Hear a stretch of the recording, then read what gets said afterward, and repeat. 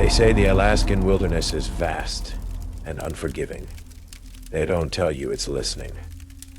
Welcome aboard the Aurora Coil Express, a train that doesn't just carry passengers. It carries secrets into the heart of the white silence. My name is Leo Maxwell, and I boarded this train chasing a ghost. Instead, I found myself bound by 3 strange rules just to survive the journey. What's the coldest place you've ever been?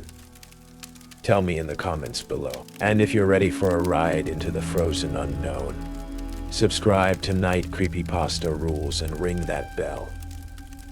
Because on the Aurora Coil, the final destination might be closer than you think. All aboard the Aurora Coil Express didn't so much arrive at the remote Alaskan terminus as it materialized from the snow-choked twilight, its single headlight, a baleful yellow eye, glaring through the growing dark. Snow devils danced malevolently across the unsheltered platform, and the wind carried the scent of pine, ice, and something else, a profound, metallic cold that seemed to bypass my layers and settle deep in my bones. This was the edge of the world, and the Aurora Coil was its grim ferryman. My name is Leo Maxwell. Once, that name carried a sliver of respect in certain journalistic circles. Now, it was mostly associated with discredit and the obsessive pursuit of ghosts. The ghost of my mentor, Dr. Alistair Finch to be precise. He'd vanished up here, chasing wild theories about anomalous disappearances, and something he called the White Silence. His last cryptic journal, filled with strange symbols and fragmented notes about the Aurora Coil, was a lead weight in my pocket and a heavier one on my soul. His disappearance and my subsequent dismissed investigation had cost me my career, my credibility, everything but this gnawing guilt and a desperate flickering hope that this journey would yield an answer, any answer. The train itself was an anachronism. Long, dark carriages, their livery obscured by grime and ice, sat heavy on the rails. A low, almost subsonic hum resonated from beneath them, a thrumming vibration I could feel in my teeth. This wasn't the cheerful clickety-clack of a holiday express. It was something deeper, older, more unsettling. The air around it shimmered, as if the intense cold was distorting the very light. Conductor Silas Thorne met me at the carriage steps. He was a tall, gaunt figure, his uniform immaculate despite the wildness around us. His face, etched with lines that spoke of long, hard winters and unspoken burdens, was dominated by eyes that seemed to reflect the endless Alaskan night. Deep, cold, and holding no comfort. Mr. Maxwell. His voice was a low rumble, devoid of welcome, heavy with a weary authority. He didn't consult a list. He just knew. Welcome aboard the Aurora Coil. He didn't offer to help with my bag. Instead, he simply stated, "There are 3 rules on this train, Mr. Maxwell. They are for your preservation. Heed them." His gaze was direct, unyielding. "One," he said, his breath misting in the frigid air. The frost on the windows. "It will form. Do not touch it. It burns." My breath hitched. "Burns." 2, he continued, as if I hadn't reacted. "My shadow. If you see it move when I myself am still, or if it seems to venture where I do not follow it. It is not an invitation." The cryptic nature of the warning sent a fresh chill through me, unrelated to the temperature. And 3, his voice dropped further, becoming almost a whisper against the rising wind. "The snow outside, the wilderness speaks in its own tongue. If by some chance that snow seems to form letters to spell your name, do not read it. Close your eyes. Cover the window. It is the snow's way of burying you without another word." He gestured me inside. I found my designated sleeper car, compact, functional, and already permeated by that strange, bone-deep chill, despite the heaters claiming to be active. The window, a thick pane of reinforced glass, was already beginning to film with intricate fern-like patterns of frost. Too perfect, too deliberate in their artistry. The low hum of the unseen coil was louder here, a constant, unsettling companion as the train gave a metallic groan and began to pull away from the desolate terminus, plunging us into the vast, indifferent darkness of the Alaskan void.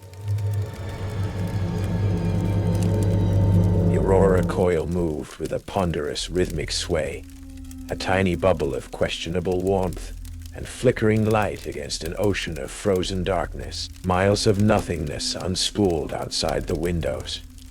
A landscape leached of color, rendered in monochrome shades of gray and white, under the faint, ghostly light of a veiled moon. The sense of isolation was immense, pressing in on the thin walls of the carriage. In the narrow dining car, over a meal that was more functional than flavorful, I encountered the other handful of passengers venturing into this desolation. Dr. Iris Thorne, a woman in her mid-40s with sharp, assessing eyes and an air of quiet sorrow, was poring over a collection of academic papers. Her field, she explained with a wry, detached air, was folklore and comparative linguistics, specifically focusing on the circumpolar indigenous legends of sky spirits and ice demons. She was here, she said, chasing the etymological roots of stories related to unexplained disappearances in the region, a quest driven by the unsolved vanishing of her own sister on an Alaskan hiking trail years ago. Then there was Javier Ramirez, Javi, a young man in his early 20s, brimming with the overconfidence of youth, kitted out in brand new adventure gear. He was heading to Alaska for a true wilderness experience, he announced boisterously, seemingly oblivious to the oppressive atmosphere of the train. It was Javi who first tested the conductor's rules.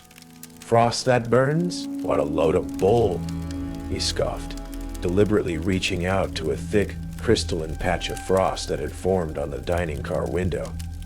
He yelped, snatching his hand back as if stung. Angry red welts, like livid burn marks, immediately bloomed on his fingertips. The patch of frost he'd touched shimmered for a split second with an unnatural, internal luminescence, a cold blue fire. Conductor Thorne appeared as if summoned by the cry, his face an unreadable mask. He wordlessly produced a small, battered leather kit and applied a dark, pungent salve to Javi's hand. Some lessons are learned best directly, Mr. Ramirez, was his only comment, his voice flat. Later, Eris and I found ourselves sharing a strained silence in the observation car, its large windows rapidly succumbing to the encroaching frost. What do you make of all this? I asked, gesturing vaguely at the icy panes. She traced a pattern on the condensation with her finger. The indigenous tribes around here, the Gwich'in, the Koyukon, they have stories of the Kusiwituko. They have stories of the Kusiwitu. It is the frozen one, or sometimes the Great White Silence, an entity of immense cold, a spirit of the void that devours warmth, life, reason. She paused. My sister wrote about feeling watched by the silence in her last letter. We found ourselves united in a grim understanding of loss, a shared distrust of neat explanations for the horrors this land could harbor. As she spoke, my eyes were drawn to the frost on the window beside me. The intricate patterns swirled and reformed, and for a chilling instant I saw it, a recurring, spidery sigil etched within the ice. My blood ran cold. I recognized it instantly. It was one of the dominant symbols scrawled throughout Alistair Finch's final, mad journal. The unsettling hum from beneath the train, the thrum of the Aurora Coil, began to fluctuate. Sometimes it would deepen, vibrating through the floorboards, making my teeth ache. Other times it would fade almost to silence, and in those moments the cold in the carriages would intensify with an uncanny, aggressive speed. The heaters, even at their highest setting, seemed to fight a losing battle. Sleep was a fugitive. I found myself pacing the narrow, swaying corridors late one night, Fink's journal open in my hands, its cryptic passages feeling less like delusion and more like a desperate warning. At the far end of a dimly lit carriage, I saw Conductor Thorn, a stoic silhouette, methodically checking compartment doors. He moved with a slow, deliberate grace. As he reached the end of the car and turned into the connecting passage, his shadow, cast long and distorted by a faulty bulkhead light, did not immediately follow. For a fraction of a second it remained, a darker patch against the wall. Then it flowed like dark liquid into the passage Thorn had just vacated, seeming to beckon. If the conductor's shadow moves alone, don't follow. A powerful, irrational compulsion surged through me. To see where it had gone, to understand. The air in that connecting passage seemed to vibrate with an even deeper cold, and I thought I heard a faint, sighing whisper, like wind through cracked ice, promising, what? Peace? Oblivion for Livian? Shuddering, I recoiled, backing away, my heart thudding a frantic rhythm against my ribs. The next day, armed with a growing unease, Aris and I began a more systematic, if discreet, search of the train. We found it behind a mislabeled panel in a seldom-used luggage car, an old heavy service door, bolted and bearing a small tarnished brass plaque. Most of the lettering was obliterated by grime and age. But Aris Thorn, her linguistic skills proving invaluable, managed to decipher a few faded, archaic words in a script that looked like Old Norse mixed with something else. Something else. Unidentifiable. Ohong. Mein town balance. Feed void. Lest all vanish. Warden's coil. Aris Thorn breathed, her face pale. This train, it's more than just transport. It's some kind of mechanism. And Thorn is its warden. Javi, meanwhile, had become a shadow of his former self. The encounter with the frost had stripped away his bravado, leaving him pale, jumpy, and increasingly withdrawn. He complained incessantly of a freezing cold that seemed to emanate from within his own bones, despite being bundled in every layer he owned. He spoke of dreams, of whispers from the ice calling his name. He refused to go near the windows. The morning of the third day, Xavi was gone. His compartment was empty, the bunk neatly made, but the window, a heavy sealed pane designed to withstand the Alaskan elements, was wide open, a jagged hole punched through its center, as if by an impossible force. The wind howled through the opening, driving snow into the small room, and on the outer sill, etched perfectly into thick layer of accumulated frozen snow and ice, was a single, five-fingered handprint, as if something had reached in and pulled him out. The print wasn't melted. It was seared, blackened, as if the frost itself had possessed a consuming, burning touch. An unnatural, echoing silence emanated from the violated compartment. A silence that seemed to absorb all other sound. A silence that seemed to absorb all other sound.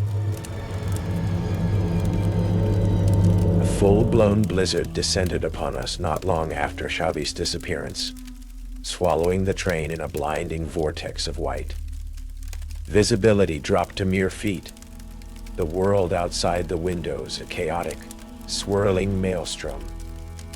The rhythmic clatter of wheels on rails, usually a comforting sound, was muffled, distorted by the howling wind and the thick blanket of snow, creating a disorienting, claustrophobic soundscape. The hum of the Aurora Coil beneath us became erratic, a painful, high-pitched whine, interspersed with periods of worrying silence, during which the temperature inside the train plunged alarmingly. I was staring numbly out my own frost-caked window, the landscape a featureless, hostile blur when I saw it.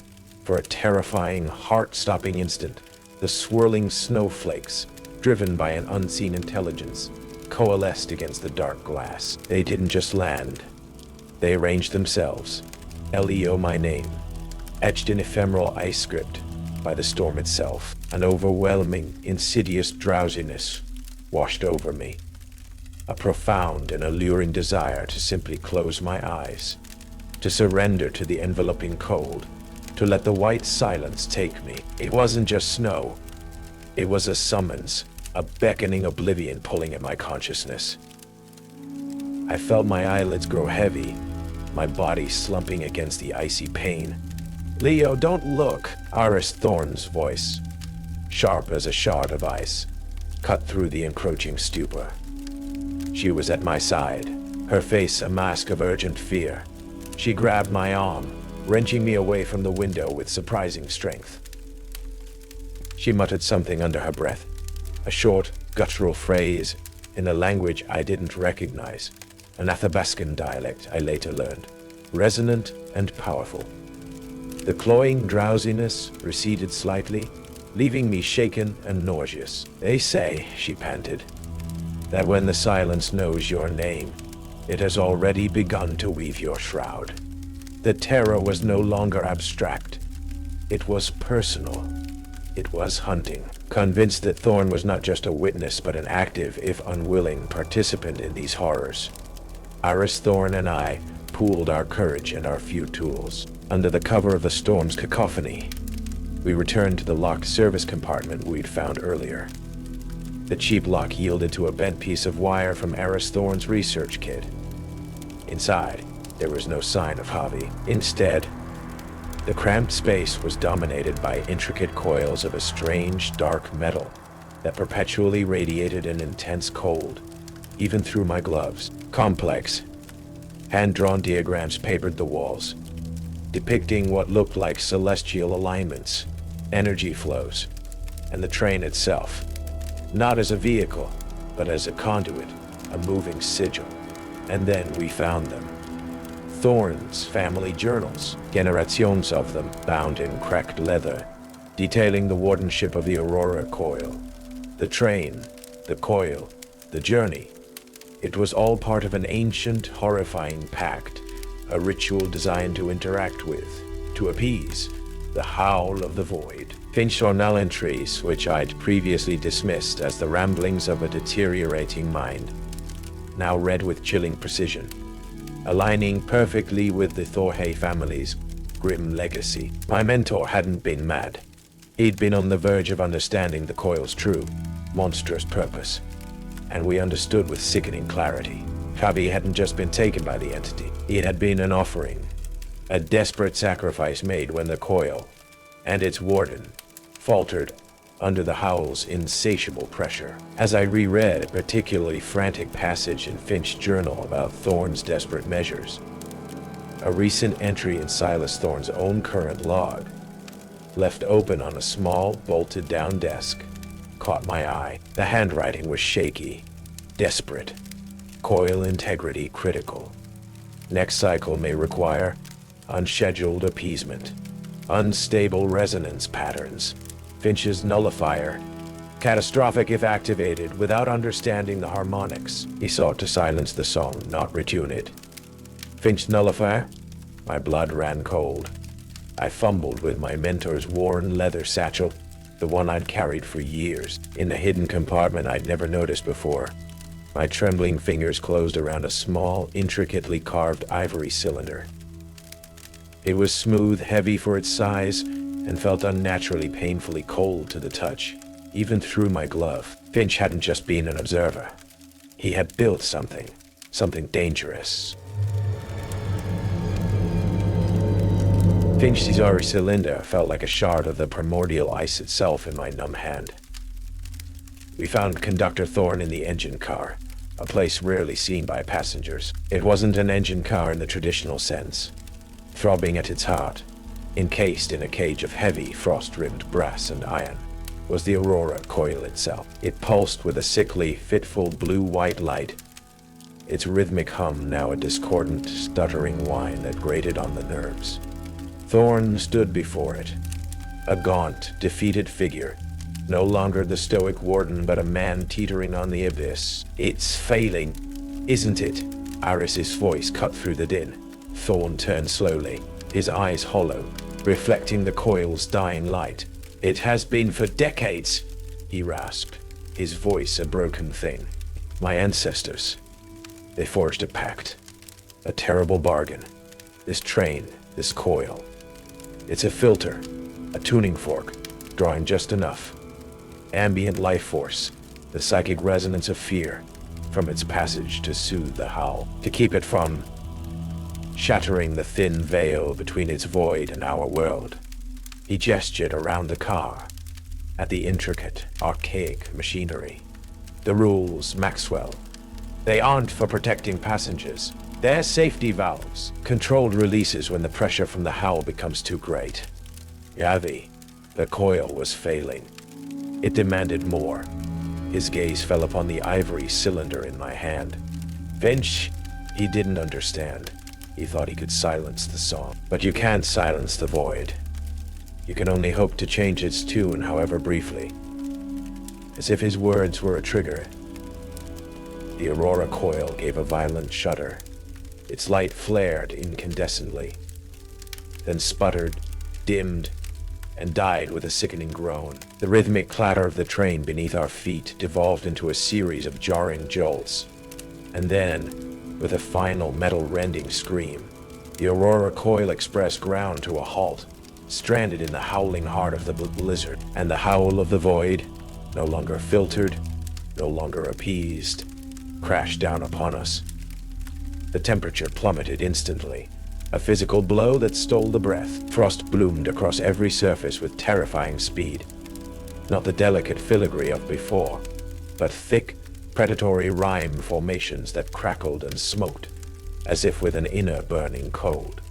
The windows opaque in seconds. Then they began to crack, spider-webbing inwards under an immense, unseen pressure. Whispers, insidious and countless, erupted from every shadow, every corner, not just in our ears but inside our minds, promising oblivion, peace, the cessation of all feeling in the comforting embrace of eternal ice. Passenger screams, sharp at first, became choked, frozen gurgles.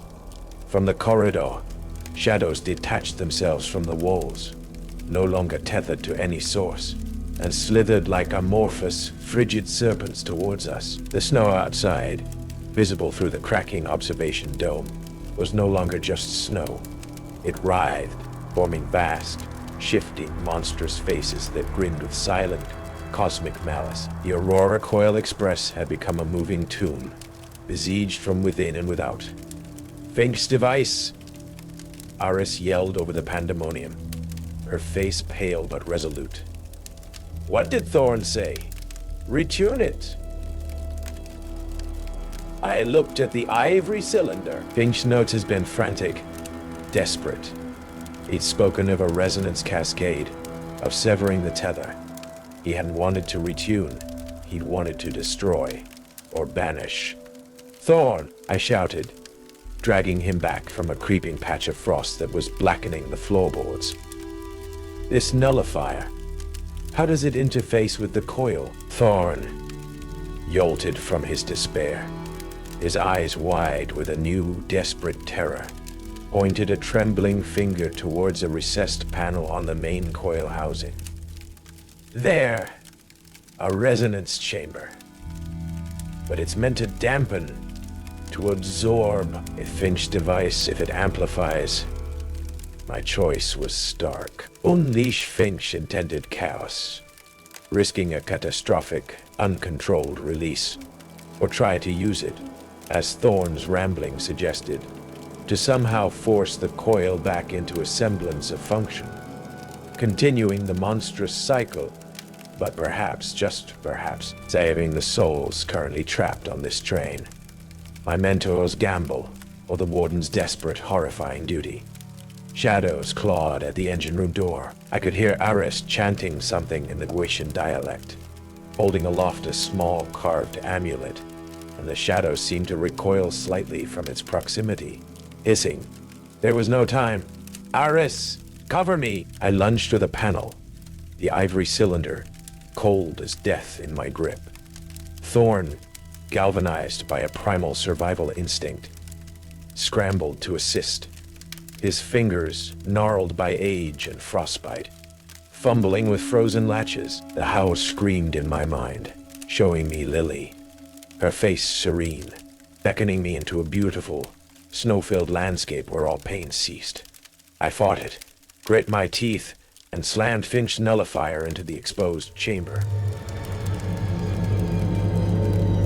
The moment Finch's ivory cylinder clicked into the resonance chamber of the Aurora Coil, a profound silence fell, not the oppressive stillness of the void, but a sudden, shocking absence of all external sound. The howling wind, the screams, the whispers, all vanished as if a cosmic switch had been thrown. Then from the coil itself, a low, gut-churning thrum began, escalating rapidly into a deafening multi-tonal shriek that vibrated through my bones, through the very metal of the train. Light erupted from the coil, no longer the sickly blue, but a blinding, pure white that seared the eyes even through slitted lids. It was as if a star had been born in the confines of the engine car. I felt an immense pressure, an unbearable force pushing outwards, and simultaneously, a terrifying drawing sensation, as if the coil was trying to inhale the very essence of reality around it. Thawing beside me screamed, his body arching, his hands clamped to the coil's housing as if trying to hold it together, or perhaps being consumed by it. Aris was thrown back against the far wall, the force of the energy wave like a physical blow. I held onto the control panel, Finch's name a silent curse and a desperate prayer on my lips. Was I destroying us all, or fulfilling his mad design? Then, as suddenly as it began, it stopped. The blinding light receded. The deafening shriek faded, leaving behind a ringing silence and the acrid smell of ozone and something else. Something like burnt ice. The coil still glowed, but with a steady, pale white light, its hum now a smooth, almost musical thrum, powerful yet stable. Outside, the blizzard raged on, but the malevolence was gone. The frost on the windows was just frost. The shadows were just shadows. The howl of the void, whether banished, appeased, or merely repelled, had retreated. The train was a wreck. Many of the carriages were buckled, windows shattered. I stumbled out of the engine room, Eris helping me. The scene in the passenger cars was one of devastation. Many were dead, frozen in their seats, their faces masks of terror. A few survivors were huddled together, dazed, hypothermic, but alive. Conductor Thawing was slumped against the now steadily glowing coil, his face serene, a faint, almost imperceptible smile on his lips. His skin was ashen, covered in a fine tracery of frost that didn't melt. He was cold, unbreathing. He was cold, unbreathing. Whether he had sacrificed himself, being consumed, or simply could not survive the coil's recalibration, Silas Thawing, the last Warden, was gone. Finch's ivory cylinder, nestled within the coil's chamber, pulsed with a faint internal light, then crumbled into fine white dust. Its purpose, whatever it had truly been, was fulfilled. Hours later, as a bruised dawn painted the eastern sky with reluctant color, the Aurora Coil Express, or what remained of it, limped on auxiliary power towards the next remote outpost. The blizzard had broken. The silence of the Alaskan wilderness returned. But now it felt different. Still vast, still indifferent, but no longer actively hostile. The official report on the Aurora Coil Express disaster cited a rogue blizzard of unprecedented ferocity and catastrophic, cascading mechanical failures. The high number of fatalities was attributed to extreme cold exposure and related complications. There was no mention of sentient snow, burning frost, or shadows that moved with a life of their own. Silas Thawing was listed as a victim, a hero who had died trying to maintain his train in impossible conditions. Xavi Ramirez was simply missing, presumed deceased. Our testimonies, Iris's and mine, were politely heard, then quietly filed away under survivor trauma and acute stress reaction. Iris and I went our separate ways after reaching civilization, bound by an experience no one else could comprehend, yet too raw to share further, even with each other. She returned to her research, armed with a terrifying new depth of understanding of the sky spirits and ice demons of the north. Her sister's fate now possessing a horrifyingly plausible context. I, Leo Maxwell, found myself with Alistair Finch's complete research. His journals, his diagrams, his mad, brilliant theories. The world seemed muted, a dull echo after the screaming intensity of the Howl. The guilt over Finch's death had been replaced by a different, heavier burden.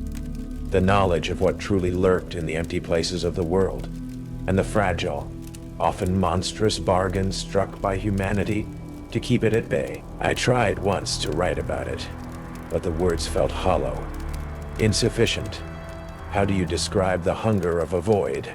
Months passed. I moved to a small coastal town, far from the Alaskan cold, hoping the ocean's murmur might drown out the memory of the train's rhythmic clatter and the whispers in the ice. One cool autumn evening, I was reading by the fire, a familiar, dull ache in my left arm. I'd attributed it to the lingering effects of the intense cold on the train. I rubbed it absently. Then I looked down. There, on the skin of my forearm, faint but undeniable, was an intricate, branching pattern, like frost forming on a cold window pane. It wasn't on the surface.